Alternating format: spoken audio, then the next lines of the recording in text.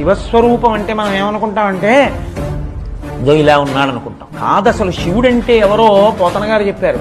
అగ్నిముఖంబు పరాపరాత్మకమాత్మ కాలంబు గతి రత్నగర్భ పదము శ్వసనంబు నీ యూర్పు రసన జలేషుండు దిశలు కర్ణంబులు దివము నాభి సూర్యుండు కన్నులు శుక్లంబు శల్యంబు జఠరంబు జలధులు జదలు శరము సర్వౌషధులు రోమచయము శల్యంబు లద్రులు మానసమృతకరుండు ఛందములు ధాతువులు ధర్మసమితి హృదయము హాస్యపంచక ఉపనిషదాహ్వయంబు అయిన నీరూపు సదసత్వమై శివాఖ్యై స్వయం జ్యోతి అయి ఒప్పు ఆజ్యమగుచు అన్నారు.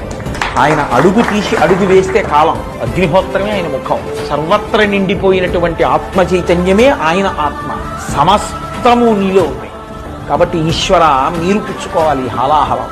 ఎవరు పుచ్చుకుంటారు, ఎవరు రక్షిస్తారు? ఆయన ఏమన్నాడో తెలుసా అండి? బతిమాలాడు అమ్మవారి దగ్గరికి. ఎవడు బతిమాలుకుంటాడండి? లోకం కోసం విషం తాగుతానంటాడా ఎవడైనా? పార్వతీదేవి